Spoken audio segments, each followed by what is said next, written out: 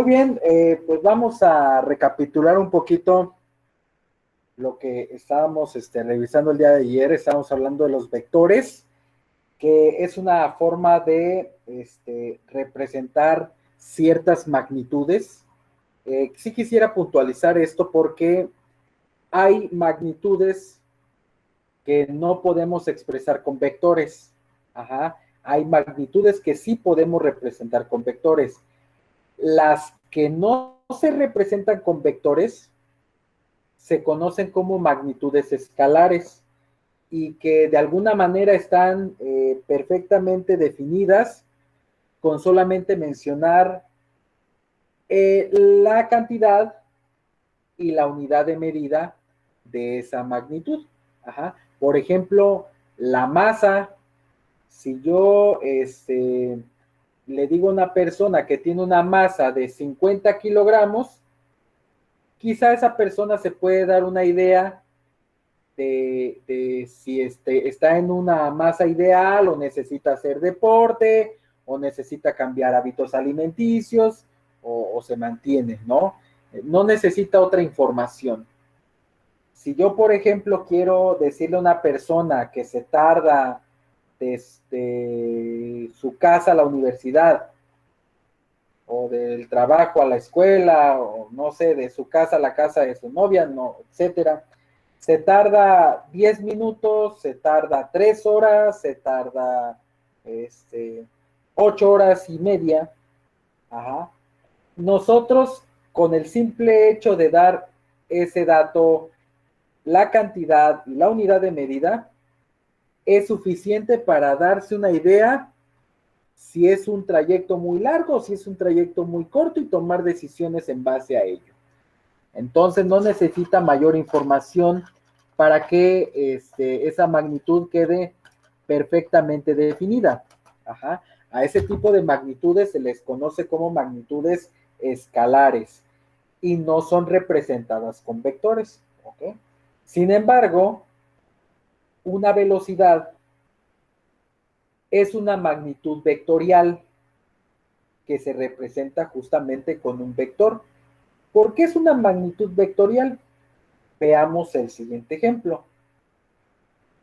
Cuando una persona pilotea un avión, está en constante comunicación con la torre de control y obviamente el piloto le va informando a la torre de control pues ciertas cuestiones de cómo está el vuelo, cuestiones técnicas del avión, etcétera, etcétera. Y una de las cosas elementales que se le comparte a la torre de control es la velocidad a la que se está desplazando el avión. El piloto, no le basta al piloto dar la cantidad y la unidad de medida de la velocidad, porque a la torre de control esa información no le sirve para poder tomar decisiones. Es decir, si el piloto le dice a la torre de control, ¿sabes qué? Pues aquí vengo en mi avión bien chido a una velocidad de 320 kilómetros por hora. Y la torre de control así de, órale, está chido tu cotorreo, pero ¿qué crees? No me es suficiente esa información. Entonces, para que el piloto dé una magnitud completa, un valor que realmente nos permita tomar decisiones, además de dar la cantidad y la unidad de medida, también se tiene que especificar la dirección o sentido de ese movimiento. Y esa es la diferencia radical entre una magnitud escalar y una magnitud vectorial. El hecho de que cuando nosotros damos una velocidad, para que realmente demos un valor o un dato significativo de velocidad, no basta con decir 50 kilómetros por hora, no basta con decir 30 metros por segundo. A ese dato tenemos que añadirle una dirección y un sentido. Es decir, va a una velocidad de 30 kilómetros por hora a un ángulo de 20 grados en sentido noreste. o va a una velocidad de 15 metros por segundo en dirección este. Estamos dando, además de la cantidad y la unidad de medida, estamos dando la dirección o el sentido de ese movimiento para que entonces se puedan tomar decisiones. Ajá. Si, por ejemplo, llegara a caer un meteoro, ¿verdad? Y obviamente ese meteoro trae una fuerza que también es una magnitud que se representa con vectores, pues no basta con decir el sentido de la fuerza, ¿no? Digo, mejor dicho, la magnitud de la fuerza. No me basta con decir que el meteoro viene con una fuerza de 50,000 newtons, sino además necesito saber en qué dirección va esa fuerza para entonces yo en la Tierra poder tomar decisiones y quizá despejar el área o quizá tomar medidas de prevención. ¿Sale? Entonces, en conclusión, hay dos tipos de magnitudes. Las escalares, que quedan perfectamente definidas con una cantidad y una unidad de medida, y las vectoriales, que además de la cantidad y la unidad de medida, requieren una dirección y un sentido. Y esas magnitudes vectoriales son las que se representan mediante vectores. Recordamos también que un vector es un segmento de recta, es una flecha, ajá, que tiene partes de ese vector. Está el punto de origen, el punto de aplicación, está la dirección, el sentido, el módulo, ajá, que es el tamaño propiamente del vector, ¿vale? Entonces, para irlos dibujando en nuestro cuaderno, en alguna hoja, ajá, tenemos dos formas de escribir un vector, ajá. Una es mediante coordenadas rectangulares y otra es mediante coordenadas polares. Estábamos platicando también un poquito de la manera de convertir un vector en coordenadas rectangulares a un vector a coordenadas polares. En ese sentido, lo más importante es que a la hora de hacer sus cálculos, propiamente la calculadora esté programada en las unidades correctas con respecto a los grados, porque recordemos que la calculadora, por lo general, maneja 3 unidades de medida de los grados, digo de los ángulos. Una de ellas son los grados sexagesimales. También se manejan los radianes y también se manejan los gradianes. Ajá. Pero para efectos de los ejercicios que vamos a estar elaborando, vamos a trabajar en grados sexagesimales o simplemente grados. Entonces hay que cuidar que nuestra calculadora, nuestro dispositivo que estemos utilizando para hacer operaciones, pues esté programado de manera adecuada. Si no, nos van a salir resultados extraños que no van a coincidir quizá con el resto de los compañeros cuando estemos trabajando. ¿Vale? Entonces, a partir de este modelo, nosotros habíamos empezado a deducir algunas fórmulas, ¿verdad? Decíamos que el radio vector era igual a la raíz cuadrada de x cuadrada más y cuadrada. También habíamos dicho que el valor de x era igual a multiplicar el radio vector por ¿qué cosa? ¿Por seno o por coseno? Coseno. Ok. ¿Por seno? Coseno. ¿No es coseno? Dale. Coseno, ¿no? Ajá, Sí. coseno. Sí. Vale. Ahí está. Vientos. Entonces sí, es R por coseno del ángulo de inclinación. Ajá. R por coseno del ángulo de inclinación, ahí está.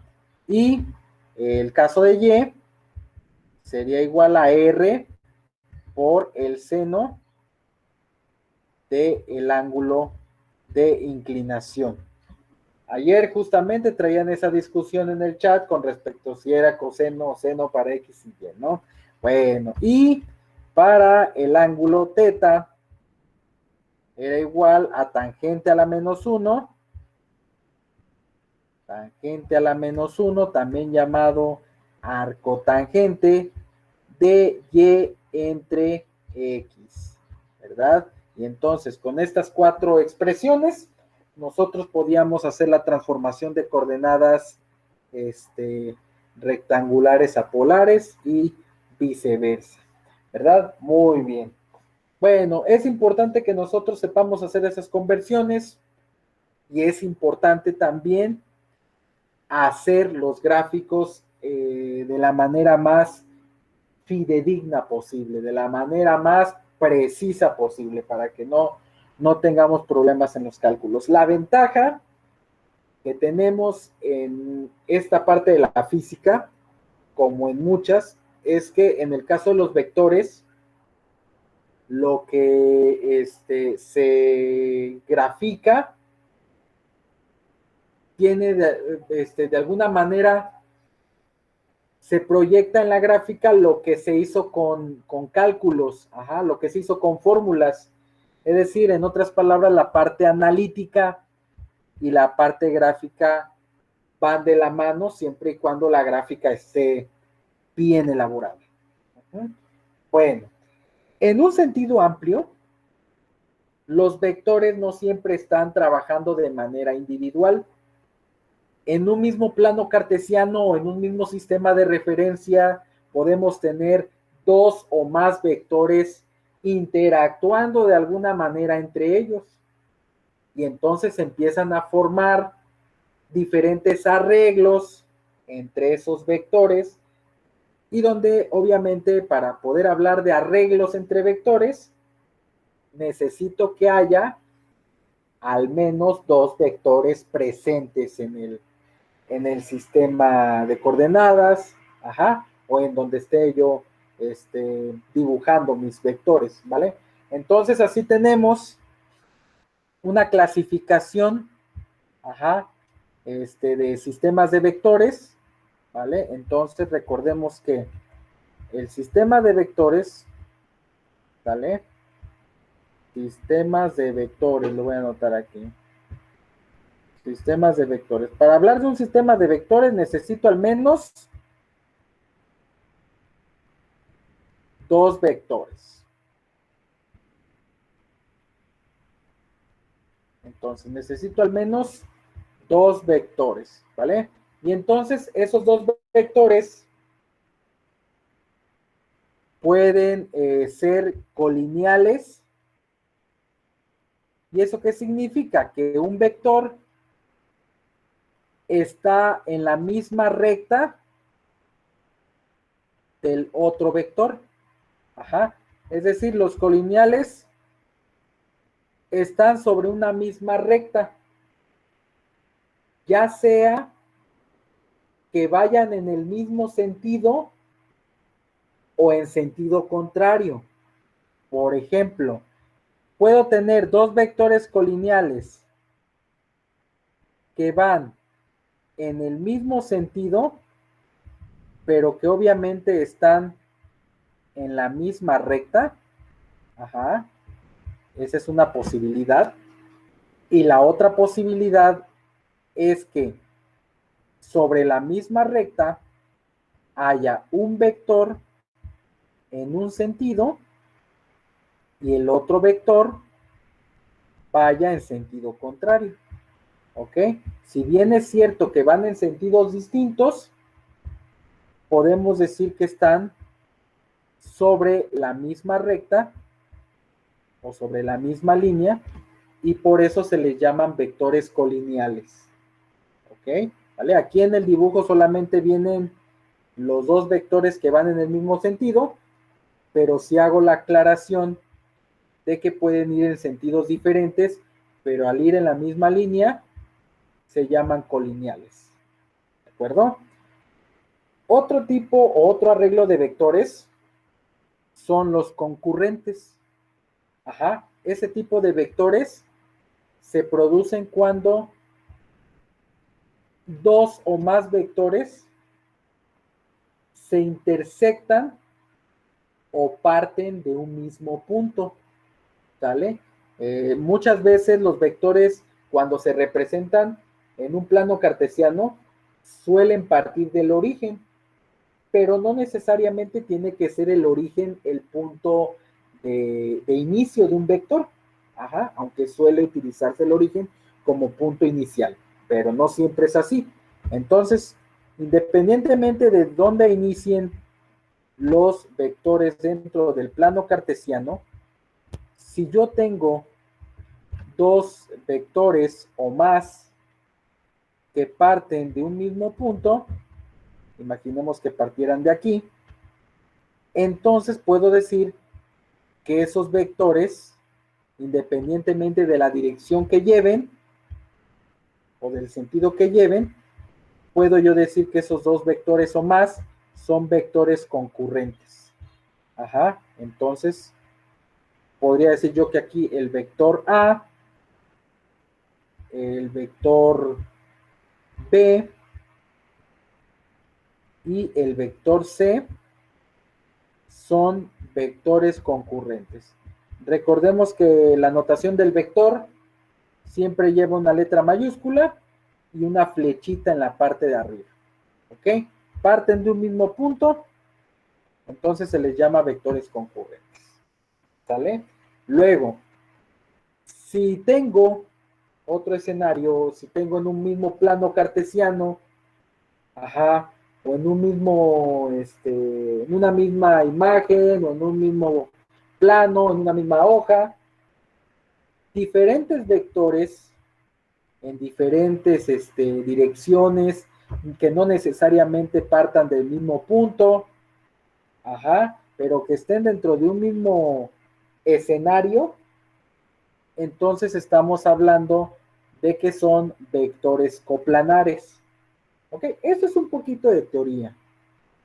Realmente esto es teoría y es importante que conozcan los diferentes arreglos de vectores, ¿sale? Para que cuando les hable uno de que tenemos dos vectores concurrentes o tres vectores coplanares o cinco vectores colineales, pues de alguna manera tengan la idea de qué estamos hablando, ¿no? Y no los agarremos como de bajada o en curva, ¿sale? Entonces simplemente los vectores que están dentro de un mismo espacio, sea un plano cartesiano, sea una hoja de papel o algún otro lugar, todos esos vectores dibujados en diferentes direcciones y sentidos, diferentes magnitudes, ajá, vienen siendo vectores coplanares, ¿ok? No importa si son dos vectores o son más, ¿sabe? Ahí está. Luego tenemos los vectores paralelos, que como su nombre lo indica, están posicionados sobre líneas que están paralelas. Pueden ir en el mismo sentido, como están dibujados aquí, o bien pueden ir en direcciones contrarias. Es decir, yo tengo dos líneas paralelas, con mucha imaginación estas son líneas paralelas, y tener un vector que va en un sentido, ajá, y tener otro vector que va en sentido contrario. Independientemente de que vayan en sentido contrario, al estar sobre líneas que son paralelas, entonces estaríamos hablando de que son vectores paralelos. ¿Sale? Y finalmente los vectores perpendiculares, que como bien dice su nombre, son vectores que tienen direcciones perpendiculares. No necesariamente que se junten en un punto o que salgan de un mismo punto. Es decir, yo puedo tener dos vectores que partan de un mismo punto, ajá, y que formen un ángulo de 90 grados, Y entonces por el hecho de formar un ángulo de 90 grados, yo puedo decir que son perpendiculares, porque recuerden que dos rectas perpendiculares justamente son aquellas que forman ángulos rectos. ¿Ah? Entonces, puedo decir que son estos dos vectores que tengo dibujados, son perpendiculares porque forman un ángulo recto, pero como también parten de un mismo punto, puedo yo decir que son concurrentes también. Es decir, no necesariamente que sean de un tipo, significa que no puedan llegar a ser de otro tipo de vector. Ajá. Entonces, en este ejemplo en particular, son vectores perpendiculares, pero también pueden ser concurrentes porque cumplen esta condición de que se intersectan o parten de un mismo punto. ¿Vale?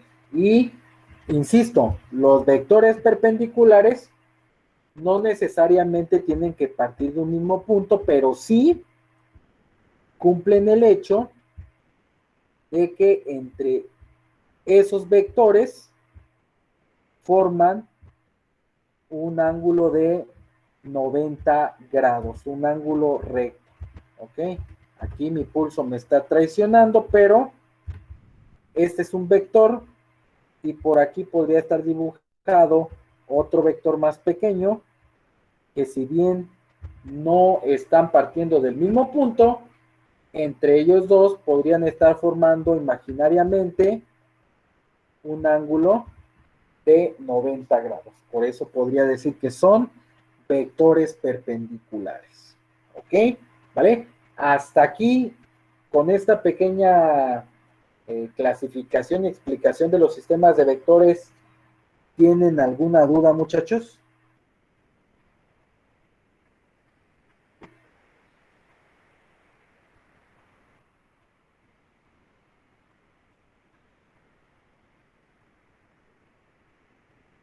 Profe. Creo que no, profe. ¿Qué pasó? No, no hay dudas, profe. ¿No hay duda? ¿Vamos bien? Ok. Órale, pues, porque si no me dice, me puedo ir ahí como gordo en tobogán. Y no, ¿para qué quieren? No, si hay dudas, de repente ya saben que estoy abierto, ¿sale?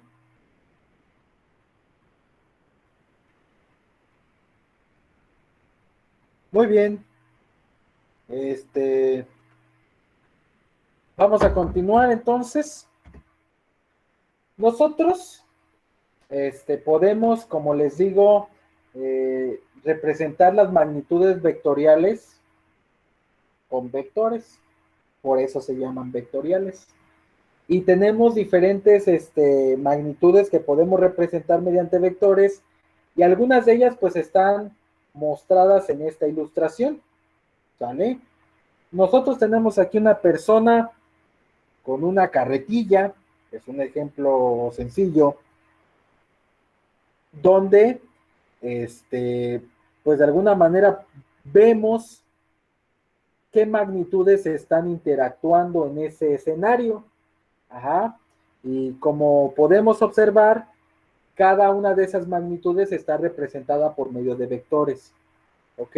Por un lado tenemos la fuerza con la que la persona ejerce para poder impulsar la carretilla. Por otro lado tenemos el peso propiamente de la persona, que en este caso se imprime hacia abajo porque es una tracción que la Tierra ejerce sobre los cuerpos, tanto el peso del hombre como obviamente el peso de la carretilla, ¿verdad?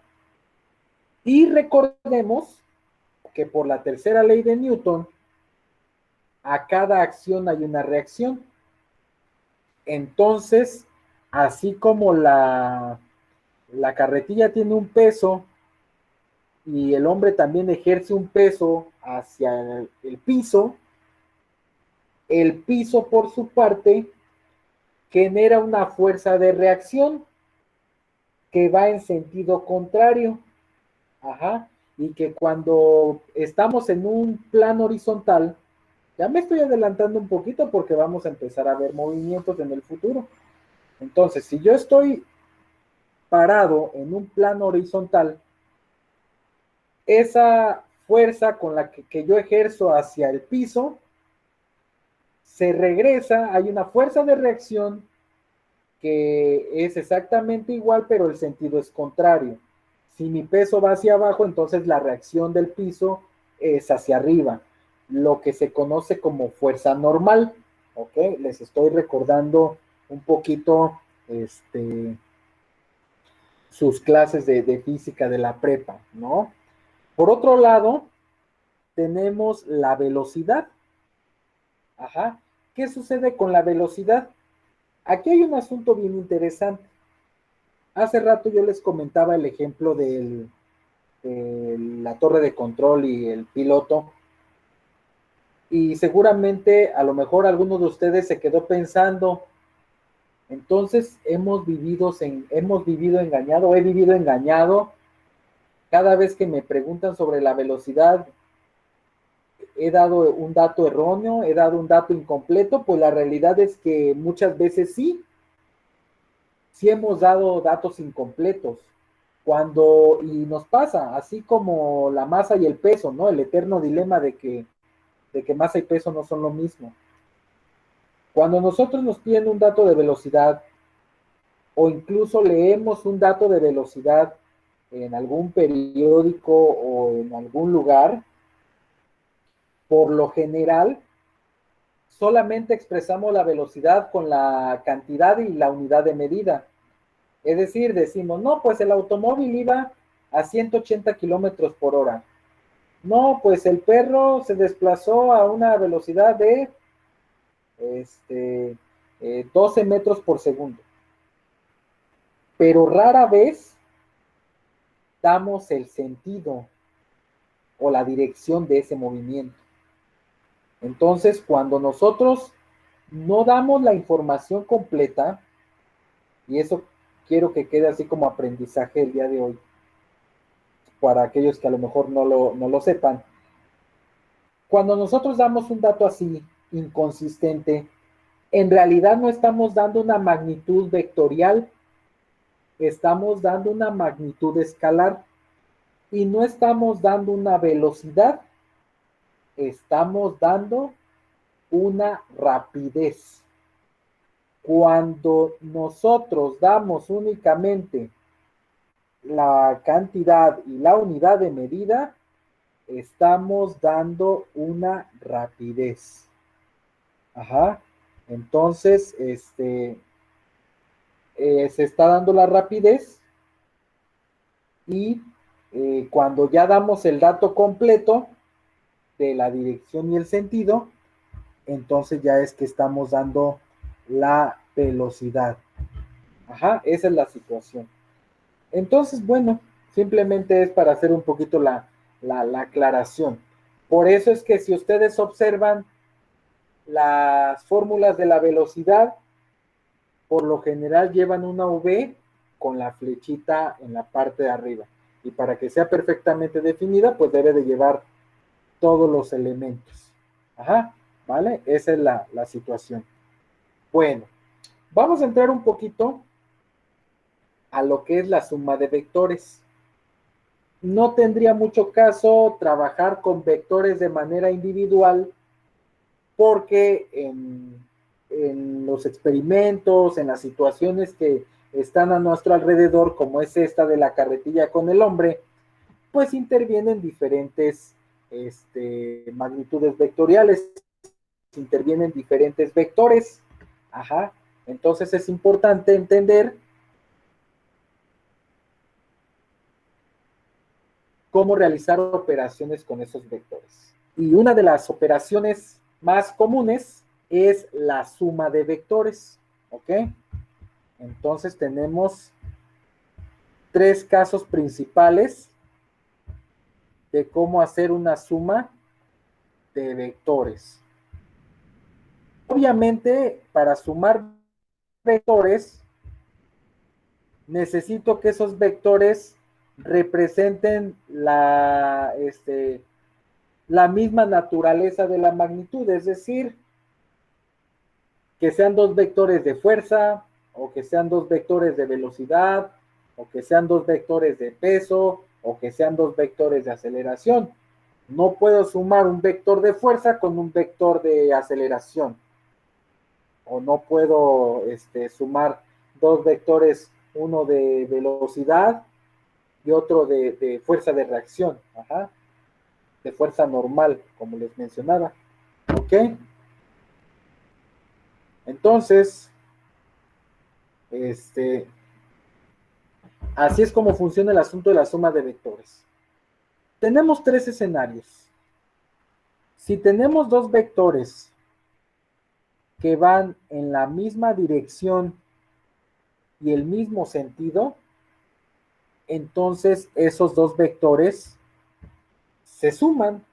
Ajá. Si yo tengo, por ejemplo, un vector A que tiene un valor de 6 newtons y tengo un vector B que tiene un valor de 15 newtons y ambos están en el mismo sentido, en este caso van hacia el este, ajá.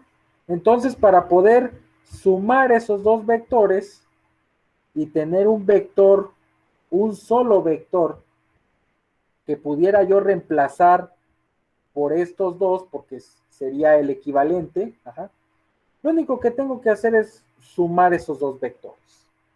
En este caso, si mi vector A mide 6 newtons y mi vector B mide 15, al estar en la misma dirección y sentido, los voy a sumar, ambos son positivos, y entonces el vector resultante o el vector final me daría 15 más 6 son 21 newtons. ¿Sale? Así de sencillo se hace cuando tenemos dos vectores que están en la misma dirección, es decir, que están sobre la horizontal y que ambos tienen el mismo sentido, que en este caso es hacia el este. ¿Vale? Ahora, ¿qué pasa cuando los dos vectores tienen la misma dirección? Es decir, ambos están en el plano horizontal, pero son en sentido contrario. Cuando eso pasa, también se hace una suma, pero es una suma algebraica. Hay que tener mucho cuidado con este tipo de cosas. Muchas veces cuando se suman dos vectores que están en el plano horizontal, ajá, por lo general, al valor del vector se le asigna se le da un signo dependiendo el sentido del vector. Por ejemplo, muchas veces si el vector apunta hacia la derecha, como es el caso del vector A, se le asigna un valor positivo a ese vector. En este caso, el vector A para mí vale 12 newtons. Y es positivo porque el vector está apuntando hacia la derecha. Si lo vemos como plano cartesiano, está apuntando hacia el eje X positivo. Y por eso le dan el signo positivo.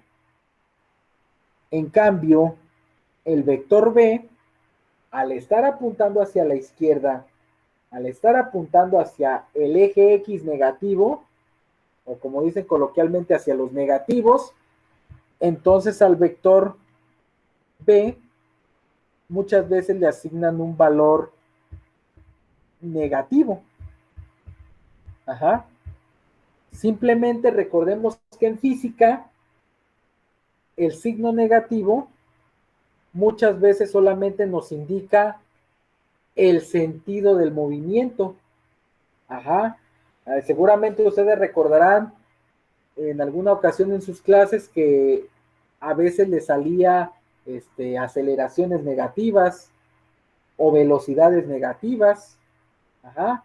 Entonces, ese signo negativo simplemente nos da una idea del sentido en el que se están tomando los movimientos. En este caso, nos da una idea del sentido en el que se está tomando el vector. En este caso, el vector va alineado o va con el sentido hacia la izquierda y por lo tanto se le coloca el signo negativo. Entonces resulta que a la hora de sumarlos, porque si se dan cuenta también se suman, como en el primer caso, pues suma ya no es, porque entonces quedaría que el vector resultante de esta suma sería 12 newtons, que es positivo, pero a la hora de sumar, el otro vector realmente quedaría negativo. Ajá, por este sentido que se le dio al vector. Entonces, en vez de sumar, se restaría, ¿no? A 12 newtons le resto 7, me quedaría una suma de 5 newtons, ¿vale? Esto solamente aplica cuando tenemos dos vectores que están en la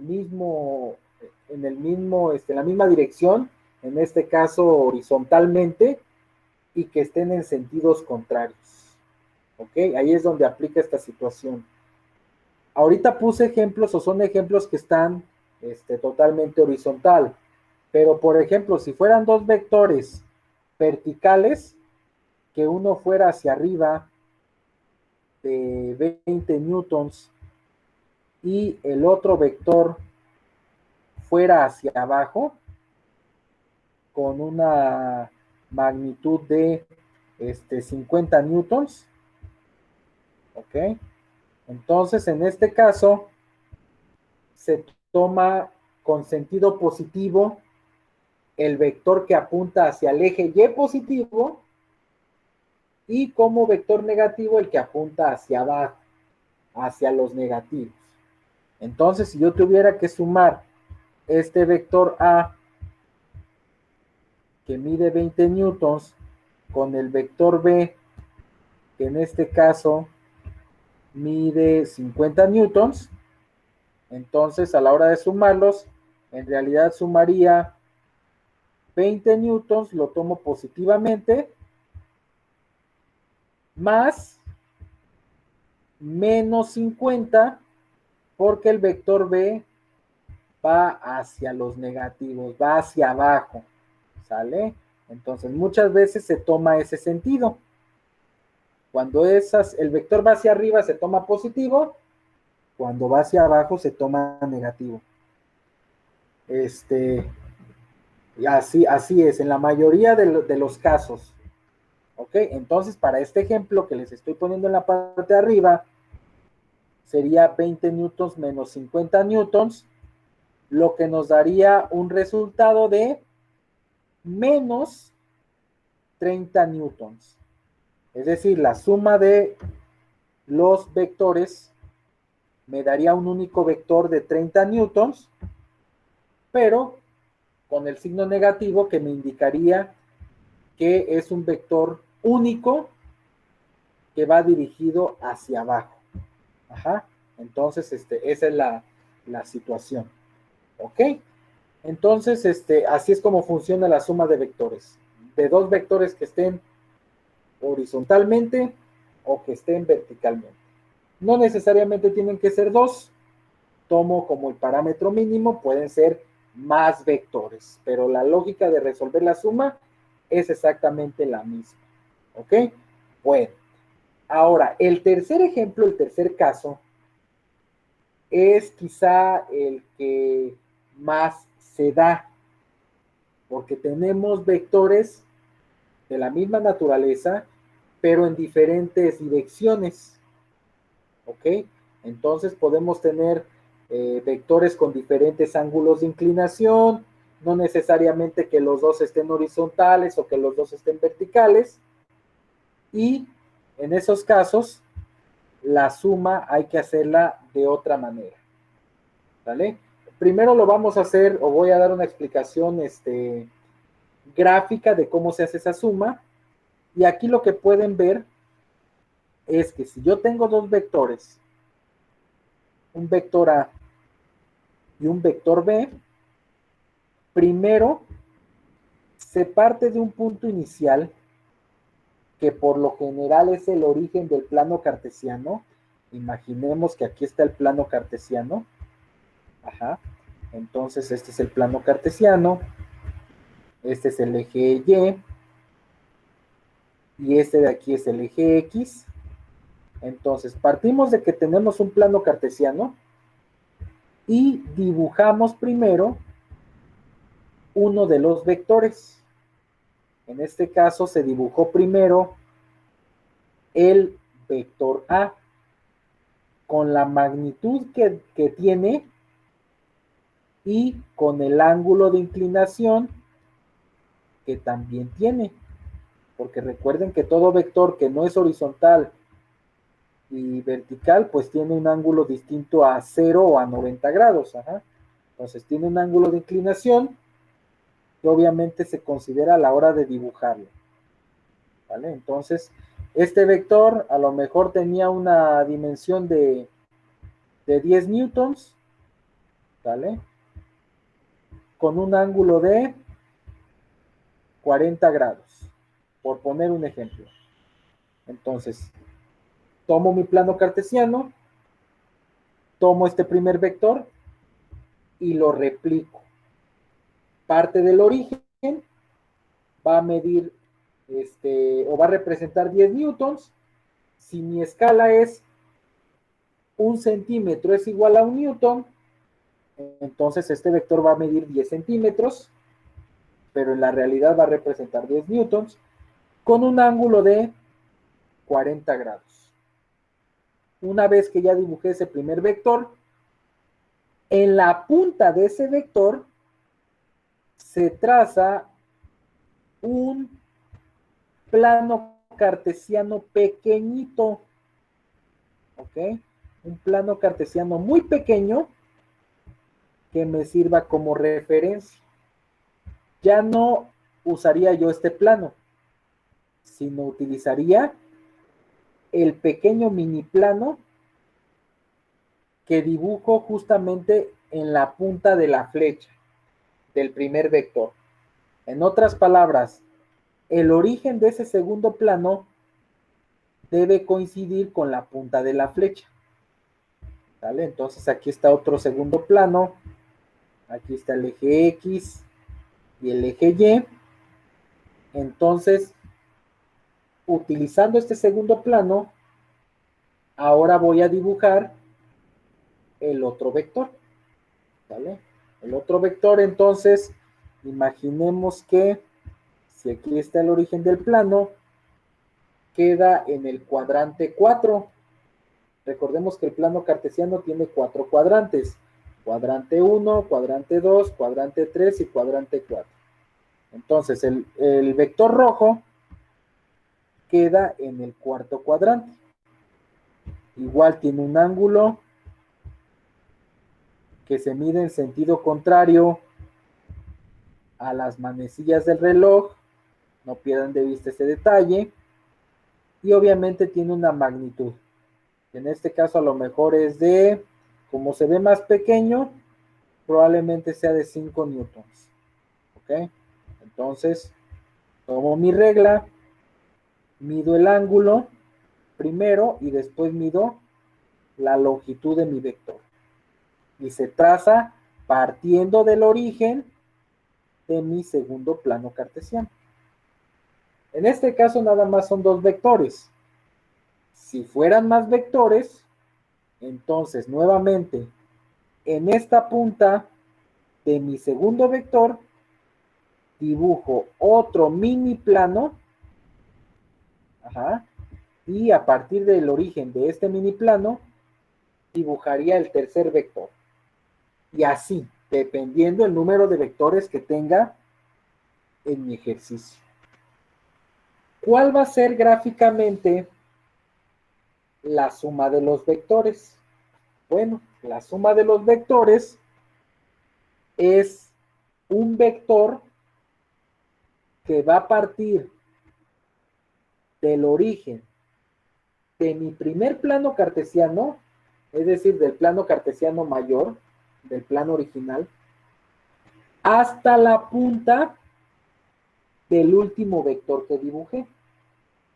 En este caso, como son dos vectores, la punta del último vector es esta del vector rojo.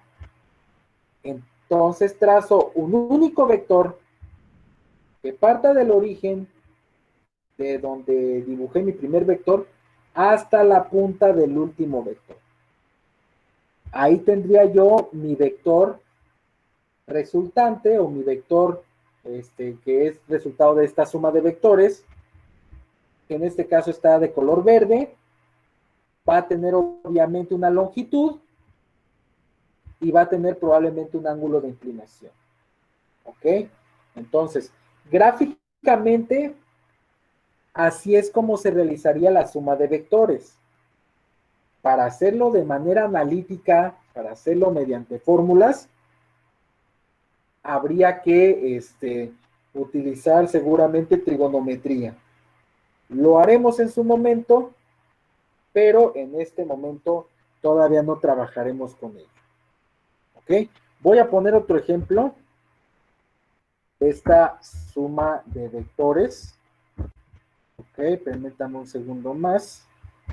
Me voy a salir tantito de aquí para proyectar mi compañero de cabecera, que es el mismísimo Paint. Ese Paint, cómo hace paro, cómo ayuda a salir adelante. Muy bien. Entonces tengo aquí el poderosísimo Paint. Ahorita se va a proyectar. Espero. Ok, ahí está. Entonces, tengo mi plano cartesiano. Vamos a ver si esto funca, ¿no? Ahí está. Tengo mi plano cartesiano. Bonito, ¿no? Y elegante. El suyo seguramente está más elegante. Pero ahí tengo el plano cartesiano. Este es el eje X y el eje Y.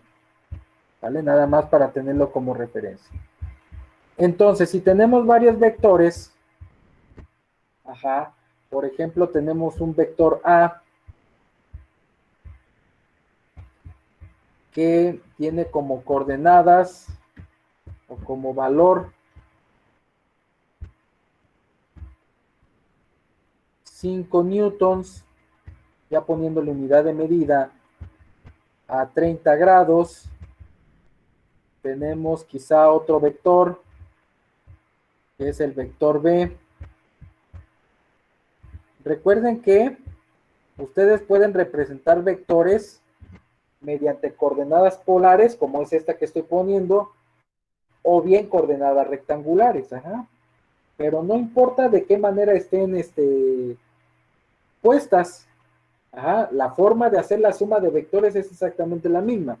Entonces tenemos un vector A en coordenadas polares, un vector B en coordenadas rectangulares, que vendría siendo menos 4,2. Esta es coordenada rectangular. Y tenemos un tercer vector de esta manera, que tiene un valor de 10 newtons con una inclinación de 120 grados.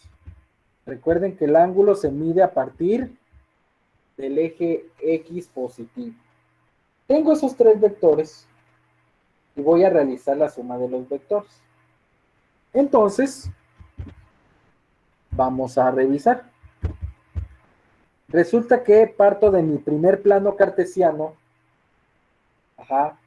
y voy a dibujar primero un vector que tenga un ángulo de inclinación de 30 grados y que tenga una magnitud de 5 newtons. Aquí lo voy a hacer al azar, al tanteo, ¿no? Entonces son 5 newtons, a lo mejor son 5 centímetros. ¿De acuerdo? Entonces ahí está. Ese es mi primer vector. Mi vector A de 5 newtons con un ángulo de 30 grados. Y ahí ya tengo mi primer vector. ¿Cuál es el asunto? Que para dibujar mi segundo vector, yo necesito hacer un mini plano cartesiano. Entonces, hago un trazo en forma de cruz para dibujar mi pequeño plano cartesiano. Ahí está. ¿Ok? Muy bien. Entonces, ahí está mi plano cartesiano. Y ahora tengo que representar el otro vector, que en este caso es el vector menos 4,2. Ok, aquí hay un asunto importante. En el plano cartesiano principal, ustedes a lo mejor tienen ya sus marcas definidas. Es decir, los espacios que hay entre marca y marca ya los tienen perfectamente definidos. Aquí hay una situación. Para dibujar el segundo vector, la distancia que hay entre las marcas del primer plano debe ser exactamente la misma que en el plano pequeño. Es decir, esta distancia entre las diferentes marcas, si de aquí mide 1 centímetro, porque están utilizando a lo mejor los cuadritos del cuaderno, o mide medio centímetro, entonces aquí también deben de mantener esa medida, ¿de acuerdo?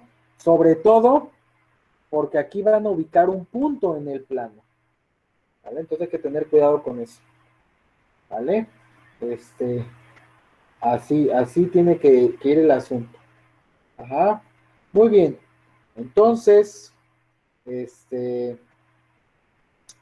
así va el asunto, entonces hay que tomarlo en cuenta para realizar el siguiente vector, que es menos 4,2. ¿Vale? Ahí está. Entonces, si partimos de que deben tener la misma medida en las marcas, aquí sería menos 1, menos 2, menos 3 y menos 4. Y luego son 2 en Y, menos 4 en X y son 2 en Y. ¿Sale? Aproximadamente ahí. Esto lo estoy poniendo para poder ubicar mi punto. Recordemos que en el caso de las coordenadas rectangulares, se ubica primero el punto en donde está esa coordenada y después ya se traza el vector propiamente. Partiría del origen del segundo plano y terminaría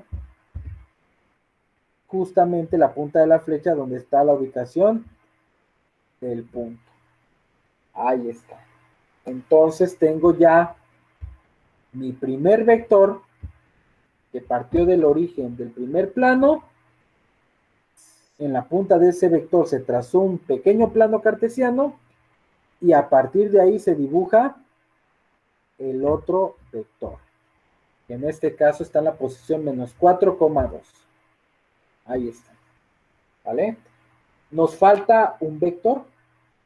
Nos falta el vector C.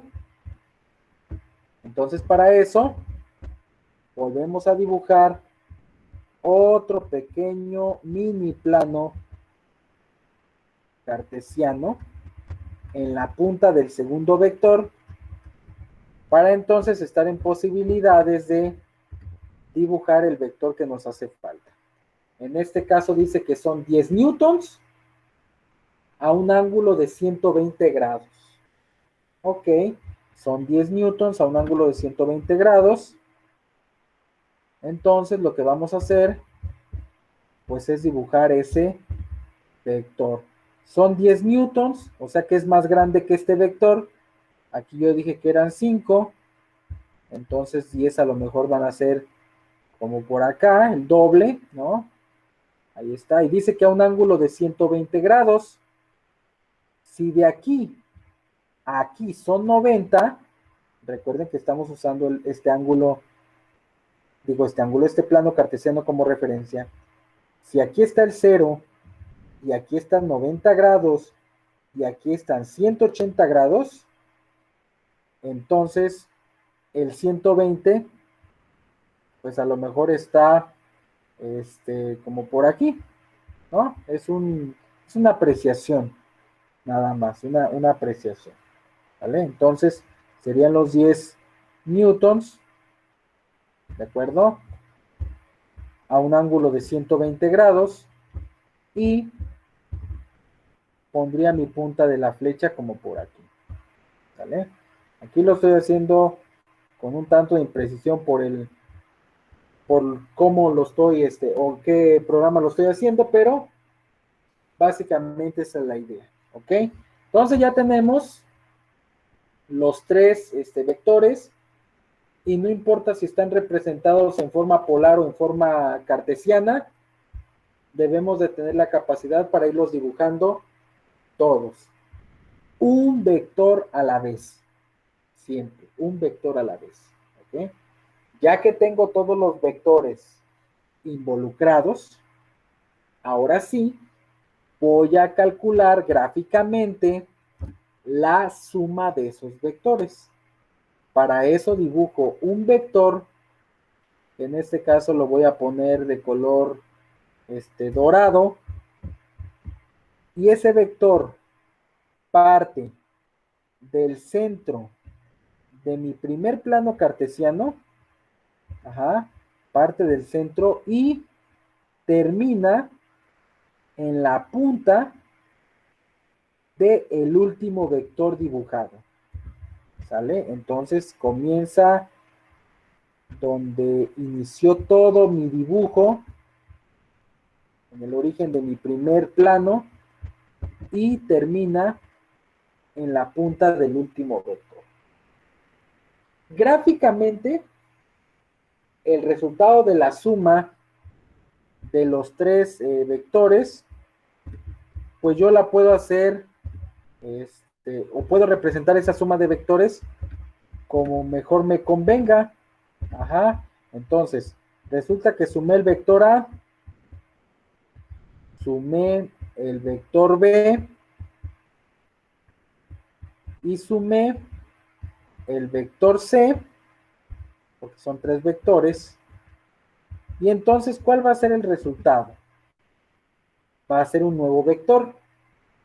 Tengo yo que tomar mi regla y medir la distancia o medir la magnitud de este vector, que a lo mejor yo aquí a ojo de buen cubero le pongo un 12 o hasta 13, ¿no? Entonces, la suma de vectores me da un nuevo vector que es de 13 newtons, coma, y me falta el ángulo de inclinación. Tomo mi transportador, y entonces mido el ángulo que hay desde el eje X positivo hasta donde es el vector. Es decir, este ángulo que estoy dibujando, ese es el valor del ángulo que tengo yo que colocar aquí, ¿sale? Que en este caso, por aproximación, pues sobrepasa los 90 grados. Entonces podría decir que son 92 grados o 95. En este caso, porque no estoy sacando mi transportador para hacer mi cálculo. Pero ya una vez que saque mi transportador, entonces ya podré hacer el cálculo del ángulo. En este caso, esta suma de vectores es de forma gráfica. Insisto, si queremos una precisión todavía más poderosa, tenemos que resolver esta suma de vectores por métodos analíticos, utilizar teorema de Pitágoras, utilizar un poquito de trigonometría, ¿ok? Esto que estamos haciendo es una suma de vectores por el método del polígono. Tomas todos tus vectores, vas dibujando un vector a la vez y al final unes el inicio con el final. Y ese vector se le llama vector resultante, que es el resultado de la suma de los vectores involucrados. ¿De acuerdo? Hasta aquí, muchachos, ¿cómo vamos? ¿Vamos bien o me regreso?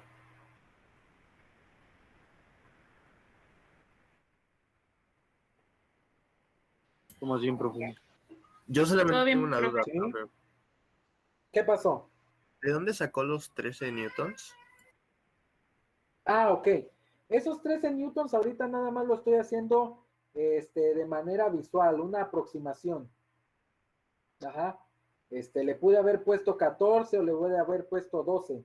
Ajá. Yo me basé en el hecho de que, pues este vector morado para mí valió aproximadamente 10 newtons. Y entonces yo observo, ahora sí que es por simple observación, este vector final, el de la suma, pues yo veo que es más grande que el morado, que vale 10, pues entonces por aproximación se me ocurrió decir que vale 13, o que vale, o pudo haber valido 12 o 14, ajá, pero en este caso porque no tengo una regla a la mano para tomar con exactitud la medida de este vector. Ajá, entonces ese 13 fue un número arbitrario, pero ya cuando haces el dibujo a conciencia en el cuaderno, con regla y con las marcas o las medidas bien definidas, ahí no va a haber margen de error. Ajá. Ah, ok, gracias, profe. Vale, sí, nada más ese es el detalle. Aquí estoy poniendo medidas arbitrarias. Tampoco, obviamente, no podría poner que el vector de la suma vale 8 newtons, porque visualmente yo estoy notando que este vector en color dorado es más grande que el morado. Ajá. Es más grande el dorado que el morado. Entonces, no puedo decir que este dorado vale 10 o menos, porque visualmente estoy viendo que es más grande, ¿no? Sí, nada más es cuestión ahí, cuestión de didáctica. ¿Vale? Muy bien. Entonces, ahí está. Ahora, ya teniendo un poquito el ejemplo de esta situación, me gustaría que realicen una actividad. ¿Ok? Permítanme un segundo más para cerrar un poquito esta sesión. ¿Vale?